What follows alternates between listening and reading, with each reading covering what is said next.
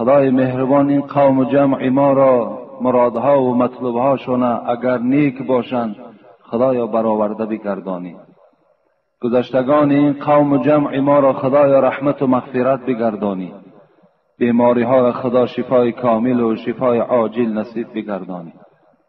عدل انصاف و یکدیگر فهمی را در تمام روی دنیا علی الخصوص در این جمهوری ما برقرار و بردوام نگه بداری. از رهبریت و تمام آن کسانی که زیر دست ایشان هست برای آبادی تاجیکستان خدمت ها میکنند، خدایا عمر دراز و توفیق با رفیق نصیب و رودیشان بگردانی. آمین یا رب العالمین.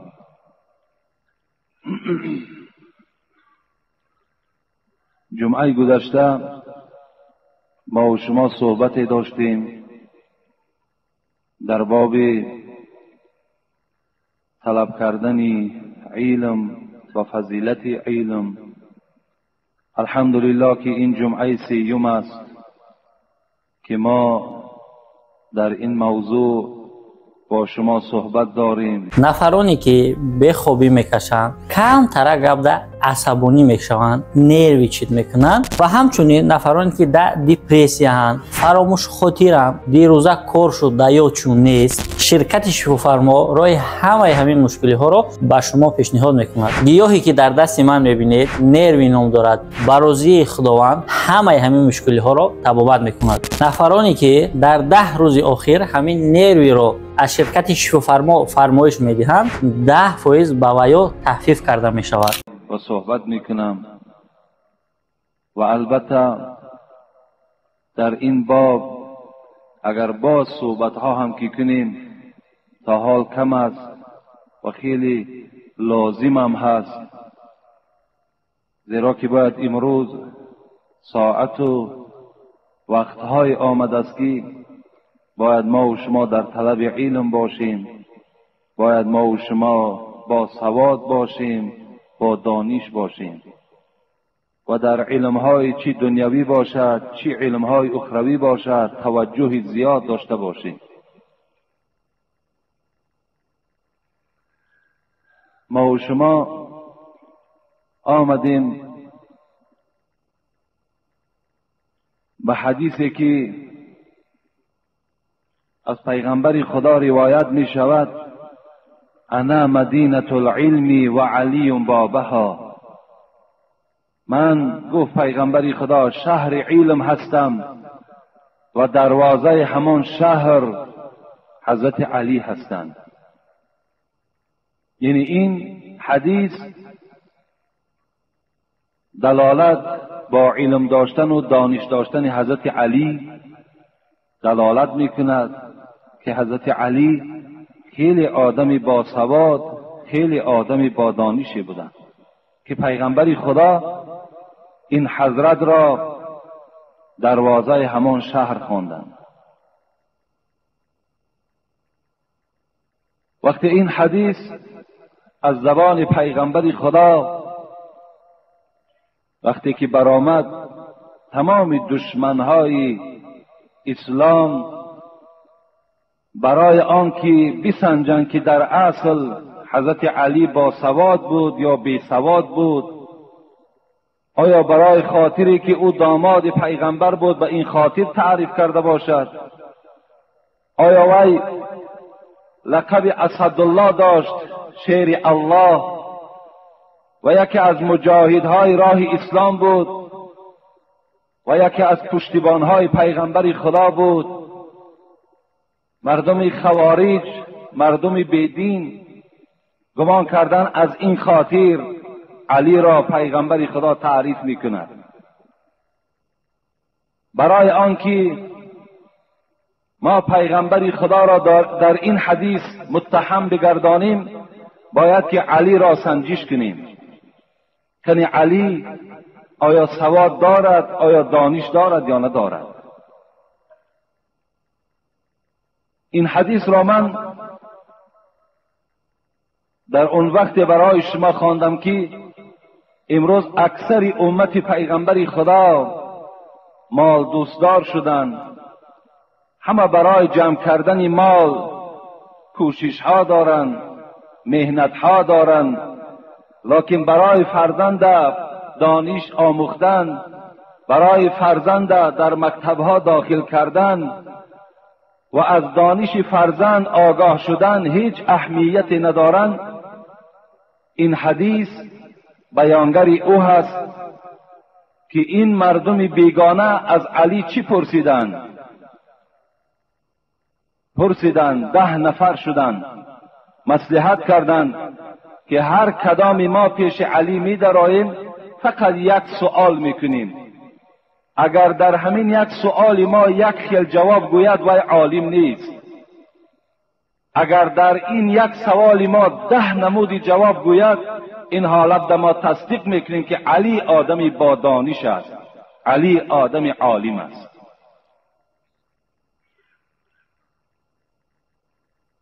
ده نفر شدند و نزد دروازه حضرت علی قرار گرفتند. یکایک می آمدند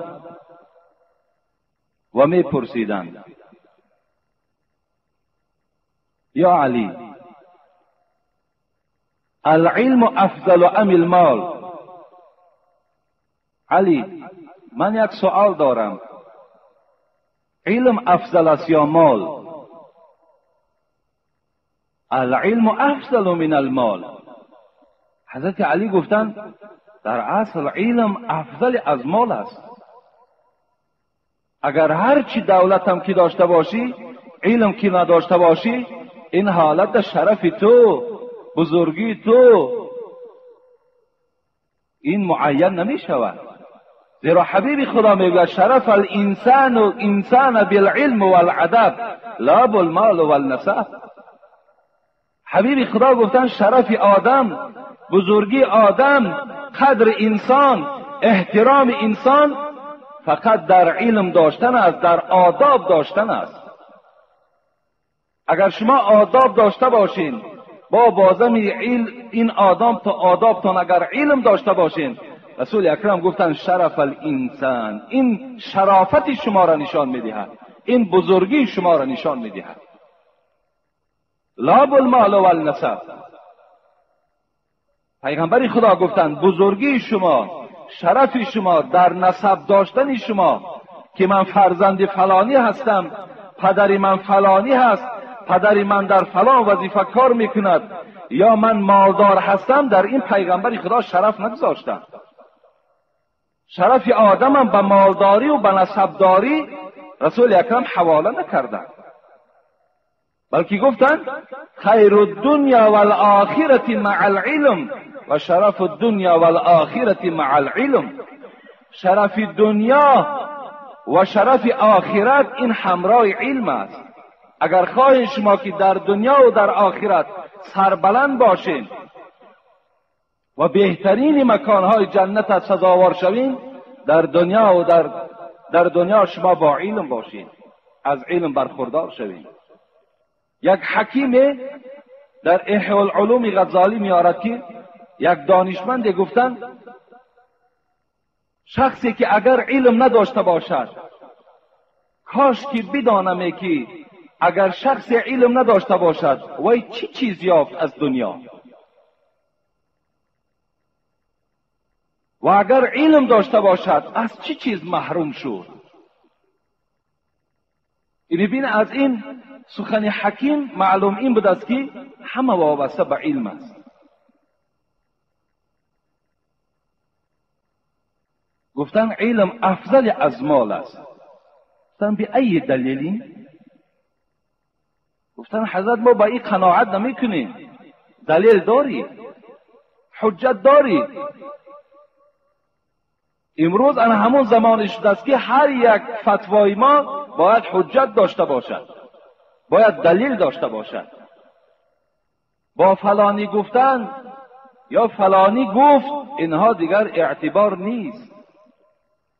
باید امروز هر سخن ما من افتا بغیر علم کان اسم علی من افتا. حبیب خدا میگوید کدام از عالمی من، کدام از امتی من اگر فتوا میدهد زمانی که سرچشمه این فتوا را نمیداند. زمانی که وی نمیداند که این فتوای دادگی او در کدام کتاب است، در کدام حدیث است، در کدام آیه قرآن است، ضرر این فتوا در نامه اعمال او نویسانده می شود. از این خاطر از همه شما برادرای عزیز و پدرای مهربان، امروز الحمدلله که وارثای پیغمبر زنده هستند. امروز عالم ها وجود دارند.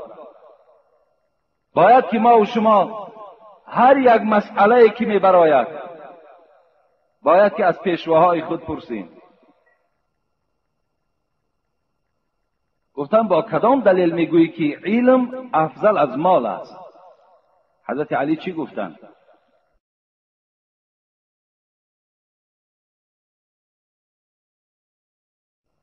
العلم میراث الانبیاء والمال میراث القارون و شداد و نمرود. گو دلیل من این است که علم این میراث پیغمبر هاست. این الانبیاء لم یورثوا درهما ولا دینارا ولكن ورثوا العلم فمن اخذه اخذ بحظ وافر.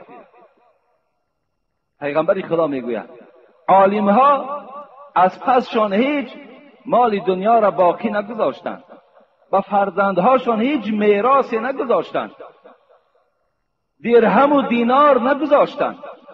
چگونه ما و شما از دنیا میگذریم،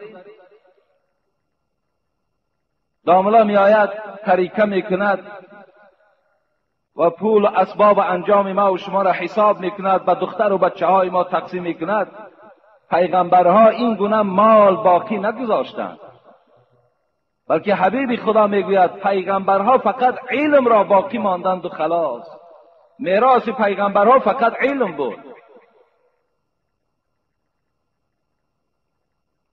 حضرت علی گفتند علم افضل از مال است، زیرا که علم میراث پیغمبر است، لکن مال میراث قارون است، میراث شداد است، میراث نمرود است، میراث ابو جهل و ابو لهب است. از اینها گفت میراث مال ماند. از این خاطر علم افضل از مال است. فذهب بهذا الجواب. صاحب کتاب میگوید که وقتی این سخن گرفت در اصل دلیل خوب، دلیل از روی حدیث پیغمبر، خانه شد، رفت برآمد بیرون، با رفیقانی گفت که این گونه من جواب از حضرت علی شنیدم. فجاء الاخر، دیگر آمد از علی پرسید ای علی، علم افضل است یا مال؟ گفت علم افضل از مال است. با کدیم به ای دلیلین؟ من همون متناش نمیخوانم. با کدام دلیل؟ حضرت علی چی گفتند؟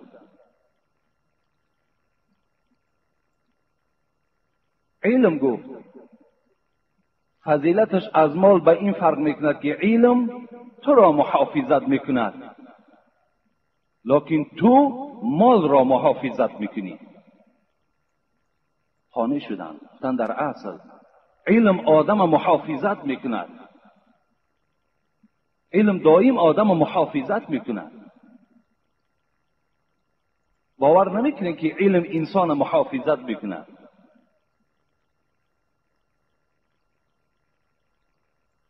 امال گفت این است که تو وی محافظت میکنی. کدامش افضل است؟ البته علم افضل است. وقتی مرا علم محافظت کند این افضل تر بود است از او یکی چهارسومی که ما و شما داریم، یا اینکه مثال اگر دیگرها را آریم بیچاره نه شب خوابن و نه روز خوابن، از این بانک میگیرن در این بانک میپرتاین، از این بانک میگیرن بانکی دیگر میپرتاین، از اونجا میگیرن باز یک دوردست میبرنش. یعنی فقط و فقط محافظت همون مالش داشت، فقط و فقط در همه خیال و وجودش همون مالش است. که از دست نرود. چی میداند که این مال، پیغمبر گفت این در گمان است مال تو هست یا نه، این چیزی گمان است. گفت الحال همه شما در مسجد نشسته این و در خاندانتان شما مال دارین، نامعلوم که به نزد مالتان میرسین یا نمیرسین. این گمان است.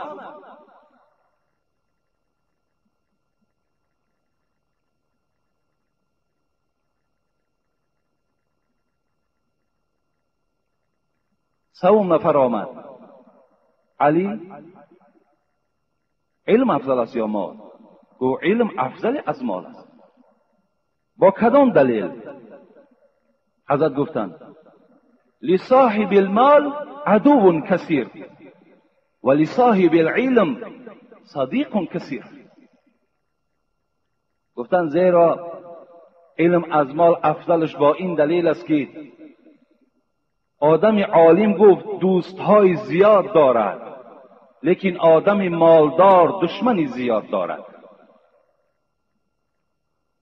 در اصل آدم عالم همه وقت مخلصهای زیاد دارد، طرفدارهای زیاد دارد، محبهای زیاد دارد، احترامش میکنن به خاطر علمش. لیکن مالدار دشمنی زیاد دارد. فقط و فقط برای جان او را از بدن او جدا کردن، برای او را ضربه زدن، از همه جانب به بالای او فشار است، هجوم است. دوستی خیلی کم دارد آدم مالدار. شما در همین تجربه حیاتیتان همه عقل دارین الحمدلله.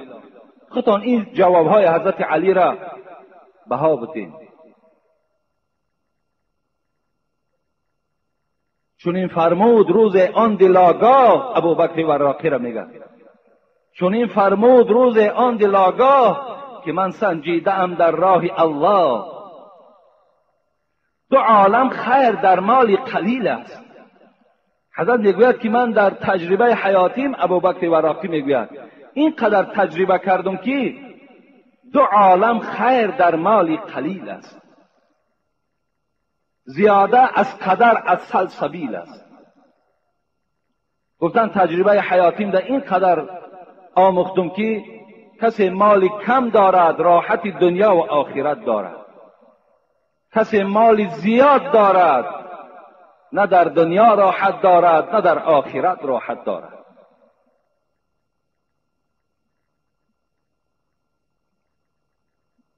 شر دو کون در مال کثیر است، دلی بی بهره در بحرش اسیر است. در اصل حضرت میگه شر دو کون در مال کثیر است. بدبختی هر دنیا میگوید در زیاد داشتن مال است، دل بی بهره در بحرش اسیر است. یعنی اسیر همون مال میشود دل انسان. از این بدتر عدو چیست ای جان که محرومت کند از فیض سبحان. از این دشمنتر برای تو چیست میگوید؟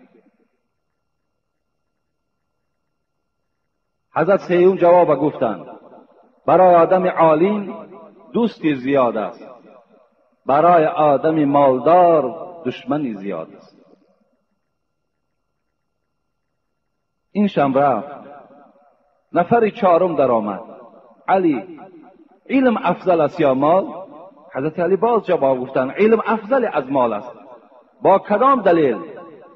حضرت علی گفتند هر وقتایی که اگر مال صرف کنی کم می شود، هر وقتایی که علم صرف کنی زاید می شود.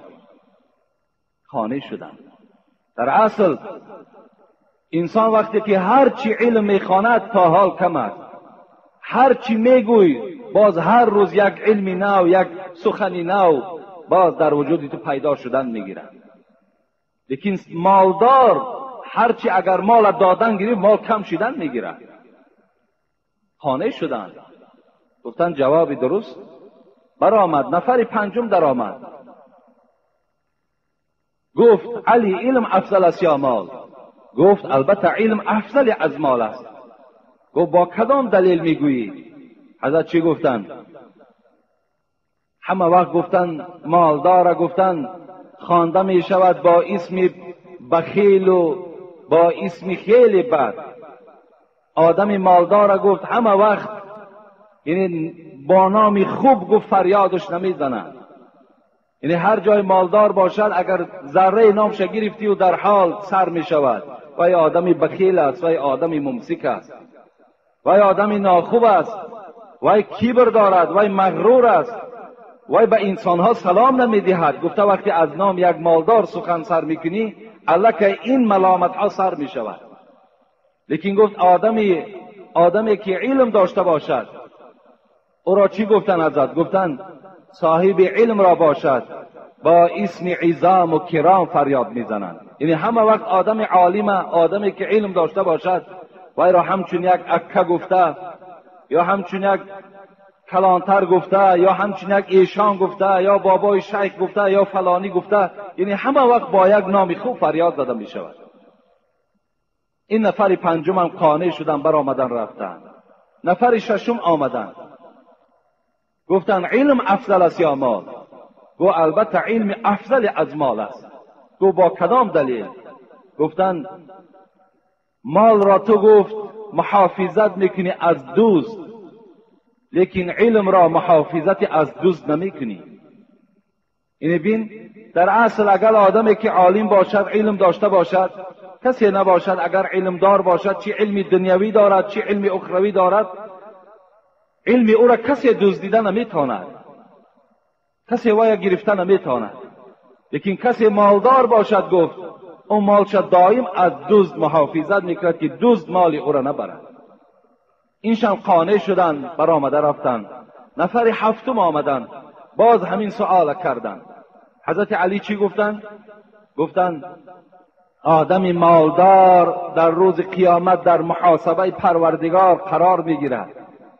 یعنی در نزد پروردگار برای این مالهایی که به دست آورده است، رسول اکرم حدیثی صحیح است، لا تزول قدم عبد حتى يسأل عن عمره فيما افناه وعن ماله من أين اكتسبه وفيما انفقه.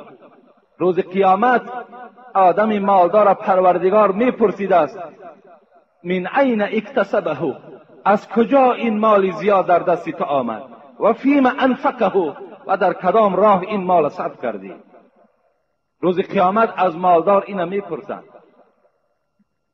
لکن آدم عالم باشد میگوید، آدمی که علم داشته باشد، حضرت علی میگوید روز قیامت در حسابات خدا نه، بلکه مردم شفاعت میکند. اینشان قانع شدند، بر آمدن رفتن. نفر هشتم آمدن، همین سؤال کردن علم افضل است یا مال؟ حضرت گفتن علم افضل از مال است. گفتن با کدام دلیل؟ گفتن که مال گفتن به ایستادن زیاد میپوسد، لیکن علم هر چی که باشد نمیپوسد. حضرت خانش در اصل مال، اگر مالی که ما و شما ذخیره میکنیم اگر یک مدت ایستاد، 1 سال 2 سال، الکی ویران شوی در او پیدا شدن میگیرد. لیکن علم گفت نمیپوسد، گفت تا چندی روشن میشود تا چندی زائد میشود. اینشم خانه شدن، بر آمدن. نفری نهم آمدن، گفتن علم افضل است یا مال؟ گفتن علم افضل از مال است. گفتن با کدام دلیل؟ گفتن مال دل انسان سیاه میکند، لیکن علم گفت دل انسان روشن میکند. اینشم خانه شد، بر آمد رفت. نفر دوم آمد، گفت علم افضل است یا مال؟ گفت علم افضل از مال است. گفت با کدام دلیل؟ گفت با اینکه آدمی گفت مالدار گفت بسیاری وقت گفت پروردگارش به خاطر مالش پرستش میکنه، لیکن آدم عالم گفت همچو یک بنده در نزد پروردگار عبادت میکنه. 10 نفر بیرون شدند، این جوابها را با یکدیگر گفتند. همگی در این جوابها معقول شد و حضرت علی بیرون برآمد، گفت به خدا قسم، گفت تا روز قیامت اگر نفرهای شما آمدن گیرد، تا وقت جان در بدن دارم یک جوابی نو برای شما میگویم. یعنی البته علم افضل از مال است. پدرای عزیز و برادرای مهربان، بیاید امروز ما و شما در زیر ملامت هر یک دشمنهای اسلام قرار نگیریم. بیاید امروز ما و شما خوانیم، بیاید امروز ما و شما با دانش شویم، بیاید امروز ما و شما در تمام زواد و فابریکه هایی که داریم در اونها ما و شما کار کرده توانیم. از عهده همه کار ما و شما براییم. این حالت در ما و شما سربلند می شویم. این حالت در ما و شما می توانیم که همین جمهوری خودمان چیکار کنیم؟ آباد سازیم. دیگر متهم و محتاج در پیش هیچ ملتی بیگانه نگردیم. و از همه پدرها و برادرها خواهش ما این است که کار کنید که فرزندها را خواننده گردانید. کار کنید که در خواندن فرزنداتون بسیار توجه زیاد داشته باشید. و فرزند این مهربانی نیست که تو را نگذاری که نخواند یا از خانه بیرون نشود. این غمخواری نیست، این بلکه بیرحمی از جانب شما نسبت فرزند است. بگذار فرزند نمازخوان باشد، بگذار فرزند خواننده باشد. هر یک جوانی که مکتب خوان استی یا هر یک جوانی که در مکتب‌های عالی و بیرون از کشور ما میخواند چه از در داخل ما میخواند، آن زمان این فضیلت‌هایی که من برای شما صحبت کردم، آن زمان شما اینها را برخوردار میشوید که شما اگر نمازخوان باشید، اگر 5 وقت نماز در وقتش ادا کنید، اگر شما محبتی بر اسلام داشته باشید. افسوس که ما و شما داریم عالم‌های خیلی خوب داریم، لیکن افسوس که بی نماز هستند. افسوس که از خدای خود منکر هستند که این علم برای آنها هیچ فایده نمی بخشد. علم همون انسان پرورش میکند، همون انسان احترام میبخشد که وقتی وی به خداوند تسلیم میشود و خودش را یک بنده عاجز در نزد پروردگار اعلان میکند و تمام احکام پروردگار را به جا میآورد. این زمان همه علمی که شما دارین، چه علم دنیوی دارین چه علم اخروی دارین، هر یک نفس شما در نزد پروردگار ثواب نویسانده می شود. نماز نه به مکتب بچه و نه بیرون از مکتب بچه به هیچ کس دلالی ندارد. حتی باید همون معلم هایی که تعلیم فرزندهای میکنند همونها باید خشان نمازی باشند، باید با نماز باشند. اونها هم بنده خدا هستند. این قدری که ما دعوت به سوی مکتب میکنیم، این قدری که به سوی خواندن میکنیم، باید همون معلم ها هم مثل ما وظیفه‌دار هستند که فرزندها را باید که به سوی نماز دعوت کنند. باید فرزندهای ما با نماز باشند. دخترهایی که از ما و شما هستند باید با حیا باشند. این حالت در همون معلم ها برابر همین دامله هایی که موعظه میگن در ثواب برابر هستند. کمی میخواهم در فضیلت عالم ها با شما صحبت کنم، زیرا که موضوع ما فضیلت علم و علما بود. ما در این 3 جمعه فقط توانستیم که خیلی در باب اطراف علم با شما صحبت ها داشته باشیم، لیکن برای انسانی که در این جمعه های ما اشتراک کرد، اگر ذره خیرات و فراست اگر داشته باشد، انشاءالله باید که از این صحبت ها باید که در کنار نباشد، باید که این صحبت ها را در خانه چیکار کند؟ عملی بگرداند. در کتاب های پیشین خود با حضرت ابراهیم وحی فرستاد، گفت ای ابراهیم اینی علیم، ای ابراهیم یقین دان که من عالم هستم و تمام عالم ها را دوست می‌دارم. و حبیب خدا میگوید فضل العالم علی العابد کفضلی علی ادناکم.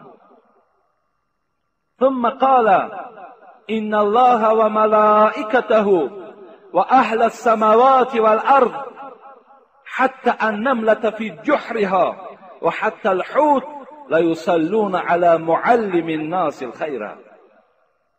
حبیب خدا میگوید فضیلت عالم بر فضیلت انسانی که عالم نیست، یعنی بین عالم، بین آدمی که در ما و شما مشهور شده است به نام دام الله و به نام ملا، اینها فضیلتشان از نفرهایی که از اینها دیده علمی کم دارند. نظر به انسانهایی که فقط نمازخوان هستند. حبیب خدا فرق جدا کرد بین عالم و بین آدم گفت عادی، بین آدم بی علم. فرق گفت بین من و بین پسترین شما هست.